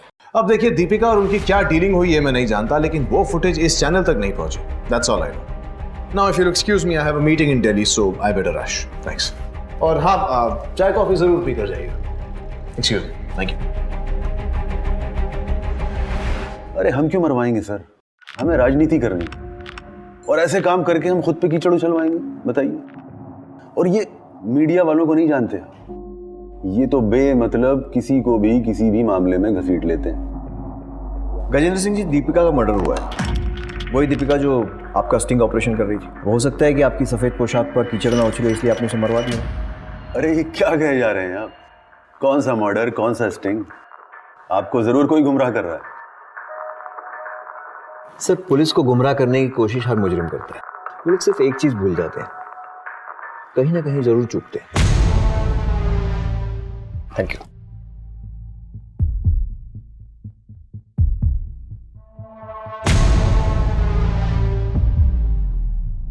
अगर वाकई में कोई स्टिंग ऑपरेशन हुआ है तो इस एमएलए ने दीपिका को खरीदने की कोशिश जरूर की होगी। हमें दीपिका के बैंक अकाउंट चेक करने चाहिए। सर, दीपिका सच को बेनकाब करने में लगी हुई थी। वो समाज के लिए कुछ करना चाहती थी। उसने पहले भी ये जिम्मेदारियां निभाई थी। क्या दीपिका इसी का कोई खामियाजा भुगत रही थी, या फिर इस निर्मम हत्या के पीछे का राज कुछ और ही था? गजेंद्र सिंह जैसे मोटे खाल का आदमी ये कभी नहीं कबूल करेगा कि उसने कुछ किया है। जी सर। सर, हम लोग मिथिलेश पर भी नजर रखे हुए हैं। बड़ा अजीब केस है, ना पत्नी की मौत का गम है, ना उसकी कमी खल रही है। मिथिलेश की माँ और दीपिका के बीच में भी बेटा पैदा करने को लेकर अनबन होती रहती थी। कुल मिलाकर दीपिका की फैमिली लाइफ डिस्टर्ब थी और बाहर से भी खतरा था। नो, ये गेस वर्क से काम नहीं चलेगा। हमें हाथ में ठोस सबूत चाहिए। अगर तुम्हें शक है तो मिथिलेश के ऑफिस की सीसीटीवी फुटेज चेक करो। सर,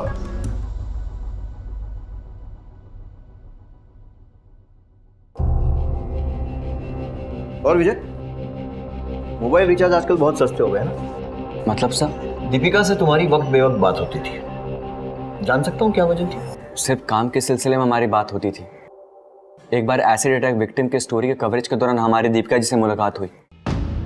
उस वक्त उन्होंने हमारी काफ़ी मदद की थी। तब से हमारी अच्छी दोस्ती हो गई, पर हमारा कोई अफेयर नहीं था सर।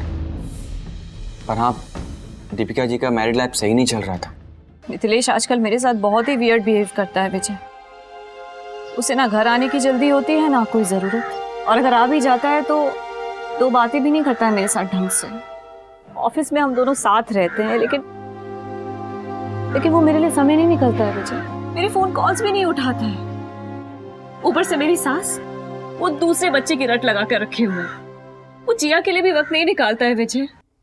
मुझे लगता है ना उस पर सक्सेस का नशा चढ़ गया है। मैं क्या करूं विजय? दीपिका जी, सब ठीक हो जाएगा, आप बिल्कुल टेंशन ना लें। एमएलए गजेंद्र सिंह के खिलाफ किसी स्टिंग ऑपरेशन के बारे में कोई बात की थी दीपिका ने कभी? नहीं सर, पर हाँ, हाल फिलहाल में एक 12 साल के बच्चे को न्याय दिलाने की भरपूर कोशिश कर रही थी। उसके बलात्कार की खबर हमें गांव के एक रिपोर्टर से मिली थी। देखो माला, तुम ऐसे चुप रहोगी तो कैसे काम चलेगा? माला, तुम्हें घबराने की जरूरत नहीं है। तुम मुझे सब सच बता सकती हो।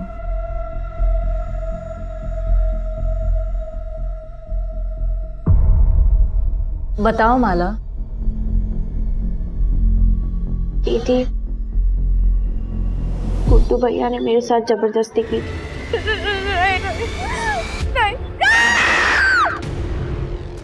पर मेरी बात मानने को कोई तैयार ही नहीं।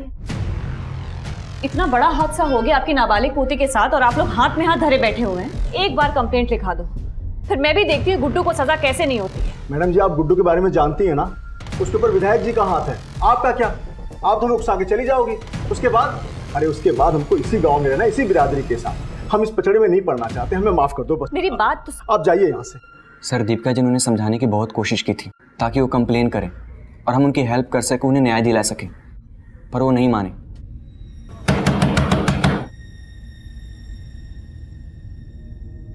तू फिर वापस आ गई? हाँ, तू ऐसे नहीं मानेगी। रुक, बताता हूँ। आखिरी बार चेतावनी दे रहे, दोबारा इस गांव में दिखाई दी ना तो जान से जाएगी। ठीक है, मैं चली जाऊंगी और दोबारा कभी नहीं आऊंगी। मुझे बस एक बार माला से मिलना है, बस। नहीं, ये नहीं हो सकता। ठीक है, तो तुम भी इस गलतफहमी में मत रहना कि तुम बच जाओगे। धमकी दे रही है मुझे? हाँ, जाती है, काट दूं तुझे मैं। बाबूजी, बाबूजी आप अंदर जाइए। मैं बात कर रहा हूँ ना। नहीं, हम बात कर रहे हैं। मैं बात कर रहा हूँ, तुम क्या बात कर रही है? बाबूजी। अबे तुम। दीपिका गुड्डू को एक नाबालिग लड़की के रेप के जुर्म में सजा दिलवाना चाहती थी। कहीं ऐसा तो नहीं कि गुड्डू ने ही बचने के लिए दीपिका को मार दिया हो? या फिर समाज और बिरादरी के डर से जगताब ने ही कोई खेल खेला? अब इस बात का खुलासा तो माला ही कर सकती है। माला से पूछताछ करो और विजय पर भी नजर रखो। सब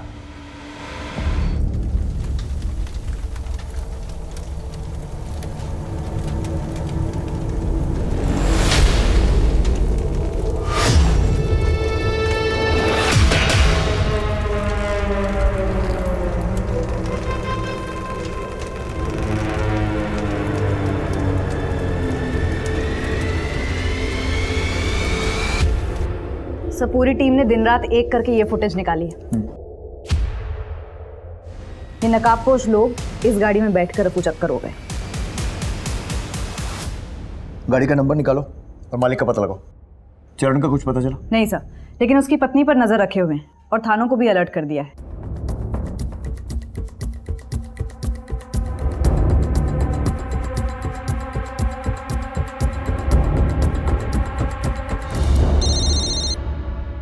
हाँ बोल। ओके सर, मिथिलेश के ऑफिस में एक लड़की है जानवी। इन दिनों मिथिलेश उस पर बड़ा मेहरबान है, जबकि कुछ दिन पहले उसकी बेइज्जती की थी। वेलकम फ्रेंड्स, मैं आपकी होस्ट जानवी शर्मा आपके सामने हूँ मेरे अपने show news on the run with Janvi. जिस शो का कॉन्सेप्ट नोट तुम्हारे चेहरे पर फेंका गया था, अब वही शो तुम होस्ट कर रही हो। News on the run with Jahnavi, ये यूनिक कॉन्सेप्ट लोग जरूर देखना पसंद करेंगे। आपको मेरा आइडिया कैसा लगा सर? यूनिक कॉन्सेप्ट है ये। It's a idea. स्टैटिस्टिक्स देखी है तुमने? तुम्हें क्या लगता है मैं तुम्हारी सिफारिश करूंगा और ऊपर बैठे लोग खुशी खुशी तुम्हें ये शो होस्ट करने देंगे? You're dreaming. Get a life. Sir, मुझे किसी भी कीमत पे प्रमोशन चाहिए था।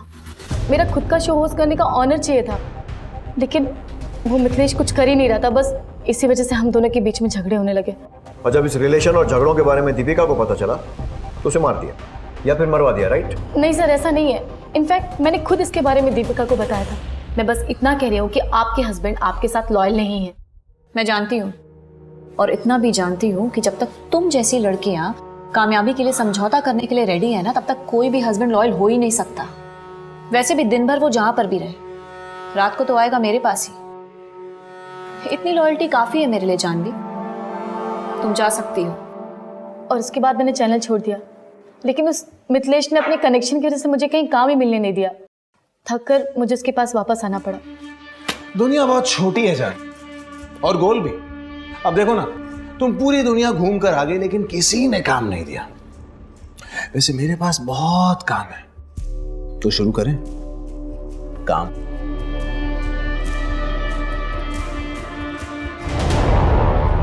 तुम्हारा चैनल छोड़कर जाना और फिर दीपिका की मौत के बाद वापस आ जाना।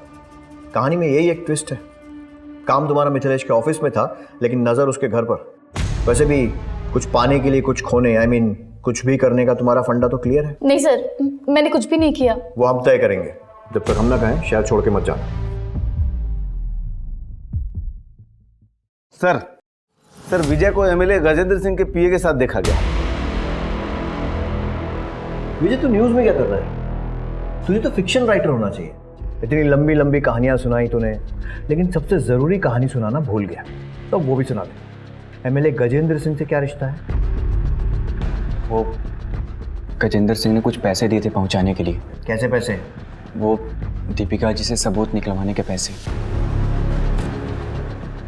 और तूने अपनी दोस्त को, जो तुझ पर इतना भरोसा करती थी, धोखा दे दिया। क्या करे सर, तरक्की के लिए करना पड़ता है। शाबाश। किसको पहुंचाए थे पैसे?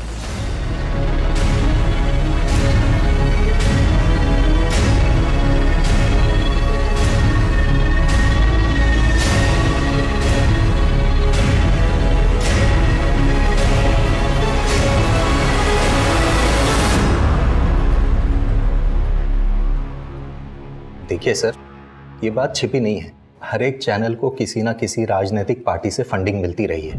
हमें भी गजेंद्र सिंह से फंडिंग मिलती है, तो हम उनका स्टिंग ऑपरेशन करवाकर अपने पांव पर कुल्हाड़ी क्यों मारेंगे? सर ये इन दोनों की मिली भगत है। हो सकता है पैसा देने के बाद भी गजेंद्र सिंह ने दीपिका से बदला लिया। पॉसिबल है, बस वो चोरों की टोली एक बार हमारे हाथ लग जाए।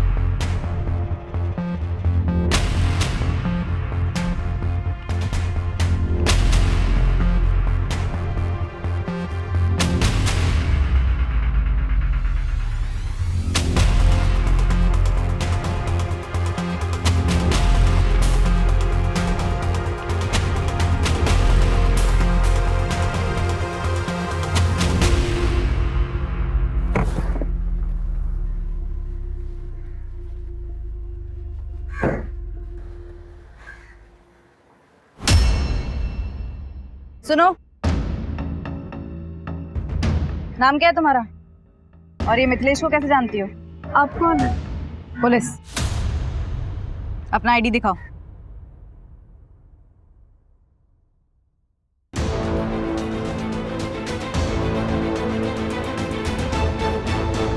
देखो कोमल, डरने की कोई बात नहीं। तुम्हारा बयान हमारे केस के लिए बहुत जरूरी है। मिथिलेश की वाइफ दीपिका का मर्डर हो गया है, इसलिए बिना डर बिना झिझक जो कुछ भी मैंने पूछा है बताओ। सर वो मिथिलेश सर जब भी मुझसे मिलने आते मेरे लिए कीमती गिफ्ट्स लाते थे, मुझे भी अच्छा लगता था। लेकिन एक बार दीपिका मैम ने मुझे और मिथिलेश सर को साथ देख लिया था।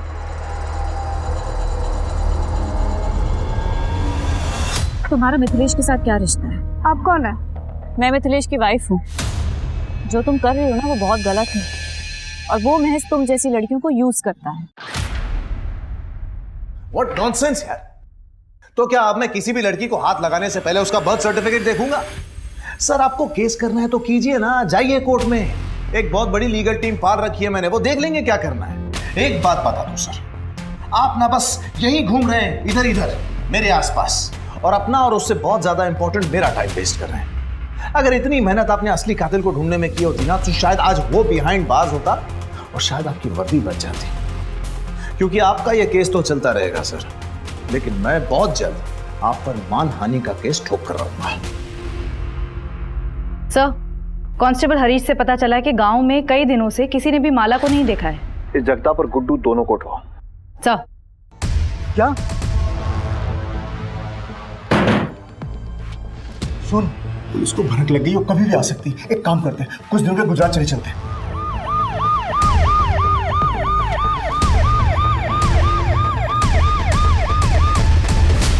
जो डर था वही हुआ, पुलिस आ गई है। पुलिस आए तो ये मत बताना कि मैं इस घर में हूं। माला कहाँ है? ओ, जगताप कहाँ है? एक उधर जाओ। अरे मैंने किया क्या? कि मैंने किया क्या? मुझे बताइए तो सही।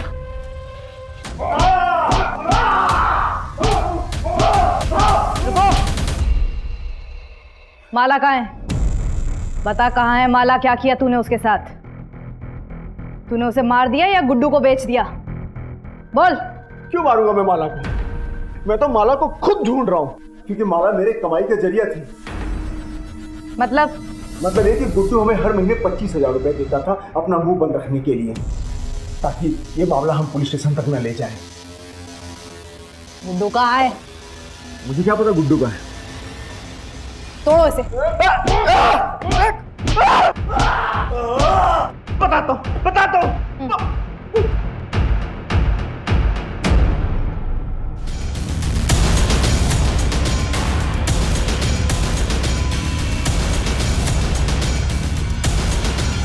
साहब मैं सच बोल रहा हूँ, मैंने माला का रेप नहीं किया साहब। और ना ही मैं किसी दीपिका को जानता हूँ, सब लोग झूठ बोल रहे हैं साहब। तो जट्टा आपको किस बात के पैसे दे रहा था?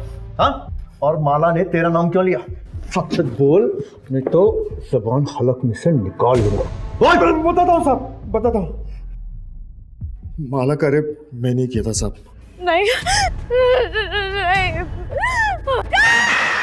माला कहाँ है ये जगता भी जानता है, मैं कुछ नहीं जानता सर।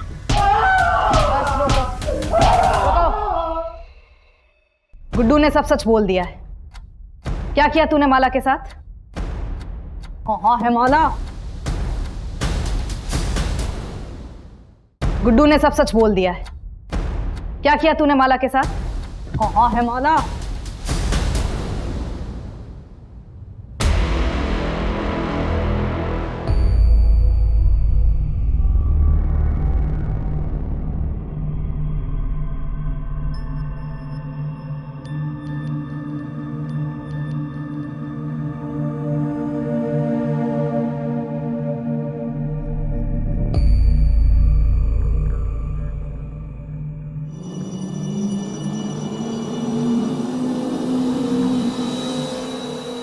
कहाँ जा रही है तू आधी रात को? हाँ? मैं पुलिस स्टेशन जा रही हूँ, कंप्लेन लिखवा रहे हैं। दीपिका दीदी ने सही कहा था, गुड्डू भैया को सजा मिलनी चाहिए। पागल हो गई है तू? कंप्लेन लिखाएगी? पुलिस स्टेशन जा रही है? चल चल घर चल। नहीं, मैं नहीं आऊंगी।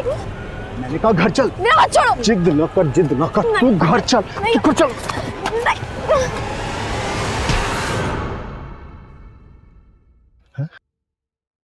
माला, माला,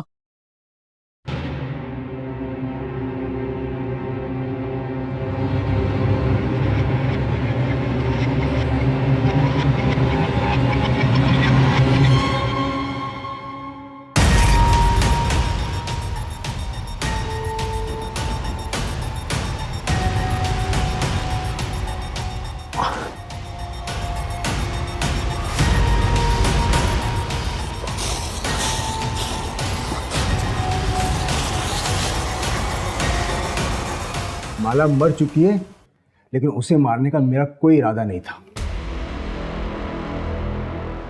अब तक पुलिस के हाथ दीपिका के मर्डर को लेकर कोई ठोस सबूत नहीं लगा था, और ऊपर से ये प्रेशर भी था कि कोई भी ऐसी हरकत ना हो जिससे डिपार्टमेंट पर उंगली उठे। पुलिस टीम बहुत मुश्किल में थी। केस को सुलझाने का प्रेशर और केस से जुड़े मामलों को सुलझाए रखने का प्रेशर, और अपनी छुट्टियों को रद्द करके दिन रात एक करने वाले एक सिपाही ने एक बड़े कारनामे को अंजाम दिया। मैडम, जिस आदमी की फोटो सर्कुलेट हुई थी उसका पता चल गया है, वो यही है, चरण दास। वेरी गुड, धर दबोचो उसे।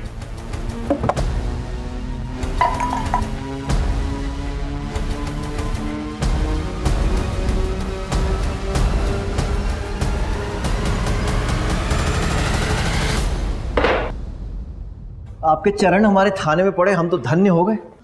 मैं कुछ नहीं जानता सर, मैं तो सिर्फ चोरी के इरादे से घर में घुसा था और चोरी करके बाहर निकल गया। वो मर्डर वर्डर मैंने नहीं किया सर। दो लोग और थे ना तेरे साथ, नाम बताओ उनके।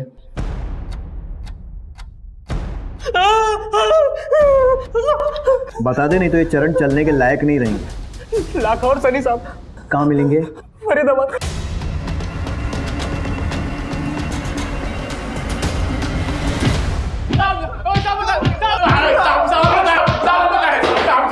साहब मत मारो साहब, हम बताते साहब, हम तो चोरी के इरादे से वहां गए थे साहब। चरण ने तो हमें ये भी नहीं बताया था हम किसके घर जा रहे हैं। तो फिर दीपिका को किसने मारा? साहब जब हम सामान लेके वापस जा रहे थे, चरण दोबारा अंदर गया था।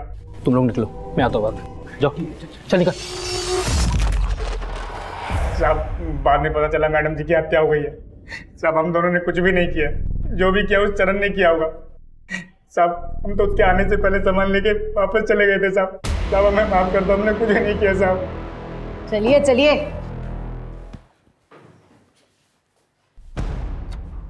कृतिका, हॉस्पिटल में इन्फॉर्म कर दो कि एक बेड खाली कर दे, एक पेशेंट और आने वाला है। साहब मैं मानता हूँ, मैंने मारा था दीपिका को साहब, मैंने मारा था दीपिका को, मैंने मारा था। क्यों मारा? हाँ साहब वो चोरी का माल लेके हम लोग घर से जब निकल रहे थे तब मुझे शक हुआ कि मैडम ने शायद हमें देख लिया है और वो सोने का नाटक कर रही हो। तो साहब मैं फिर से गया चेक करने, तो मैडम उठी हुई थी साहब, तो फिर मारना पड़ा साहब। साहब मैं अपना जुर्म कबूल करता हूँ साहब, मैंने मारा दीपिका को साहब। तूने मारा? हाँ साहब। ठीक है, मान लो। कितने बार किए थे बॉडी पे? वो 4। ये दीपिका की पोस्टमार्टम रिपोर्ट। उसके शरीर पर 18 बार वार किए गए। मिथिलेश सर, भाई मानना पड़ेगा आपकी हिम्मत को। न्यूज के जैसे अपने जुर्मों की किताब खुद पढ़ेंगे या फिर हमारी हेल्प की जरूरत है? What do you mean? मतलब हमारी हेल्प। ठीक है, तो आपके कारनामों की लिस्ट हम ही बताते हैं। कोमल, याद है उसने आपके खिलाफ शिकायत दर्ज करवाई। आपकी याददाश्त के लिए बता दूं कि उसके साथ सोते समय आपने उसका बर्थ सर्टिफिकेट चेक नहीं किया था। चेक कर लेना चाहिए था। एक अंडर एज नाबालिग लड़की के साथ फिजिकल रिलेशन बनाने के जुर्म में कम से कम 7 साल के लिए अंदर तो जाएंगे आप। और अब सबसे ज़रूरी बात, 25 नवंबर की रात को 2 से 3 बजे के बीच, यानी 1 घंटा, अपना मोबाइल और अपनी गाड़ी ऑफिस में छोड़कर पीछे के रास्ते से पैदल कहाँ गए थे? मैं बता देता हूँ, अपने घर गए थे। 25 मिनट जाने के, 25 मिनट आने के, और बचे हुए 10 मिनट किसी की भी हत्या करने के लिए काफ़ी है। हमारी एक टीम पैदल चलकर तुम्हारे ऑफिस से तुम्हारे घर गई और वहाँ से वापस तुम्हारे ऑफिस आई 50 मिनट में। कैसा लगा हमारा होमवर्क? अरे क्या बकवास कर रहे हैं सर आप? बकवास नहीं, सबूत गवाह सब है हमारे पास। और तीसरी और सबसे अहम बात, चोरी के सामान की लिस्ट मंगाने पर लिस्ट 10 मिनट के अंदर हमारे पास आ गई। मिसिंग चीजों की लिस्ट। ऐसा कैसे पॉसिबल है कि बिना कहीं बैठे, बिना कहीं लिखे तूने लिस्ट बना दी? मतलब लिस्ट तेरे पास पहले से थी, है ना? घर का सीसीटीवी 1 महीने से बंद था और ऑफिस का सीसीटीवी सर्वर 6 बजे से। ये बता रहे हैं कि शाम 6 बजे से सुबह 9 बजे तक, यानी लगभग 15 घंटे के लिए ऑफिस का सीसीटीवी चल ही नहीं रहा था। प्लानिंग तो अच्छी थी, लेकिन तेरा ये जो मशहूर चेहरा है ना, इसी ने तुझे फंसा दिया। अरे मैडम, इनको कौन नहीं जानता है? ये तो मिथिलेश साहब हैं। ये साहब उस रात को 2 बजे के आसपास यहीं से गए थे और 3 सवा 3 बजे के आसपास वापस भी आ गए थे। लेकिन उस दिन अपनी कार से नहीं गए थे, पैदल ही गए थे। अरे क्या बात कर रहे हैं सर आप? उसने आपको कबूलनामा दिया है ना? वो कौन है? वो चरणदास दिया है, लेकिन उसका तेरे लिए इतना वफादार होना ही तेरी बर्बादी का कारण बनेगा। कितने बार किए थे बॉडी पे? 4। पोस्टमार्टम रिपोर्ट के हिसाब से दीपिका की बॉडी पर 18 वार किए गए थे। 18। छी, घिन आती है मुझे मिथिलेश, एक माइनर लड़की के साथ। क्या तुम नहीं चाहती कि तुम इस सबसे फ्री हो जाओ और तुम्हारी जैसी और भी लड़कियां उसके चंगुल में ना फंसे? बस तुम जब भी नेक्स्ट टाइम मुझसे मिलो ना, तो इस पेन कैमरा में सब रिकॉर्ड कर लेना।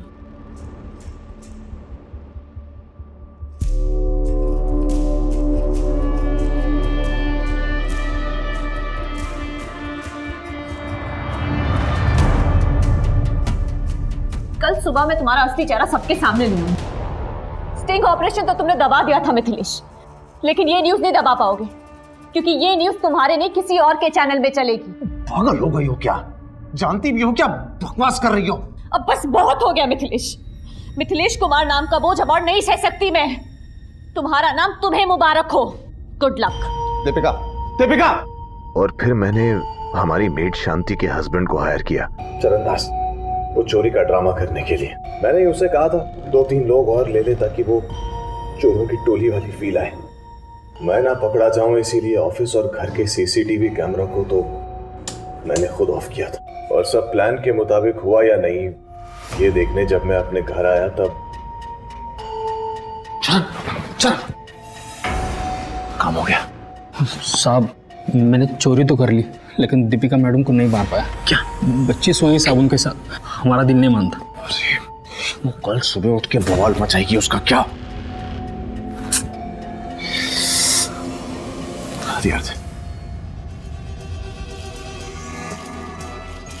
यही वेट करना।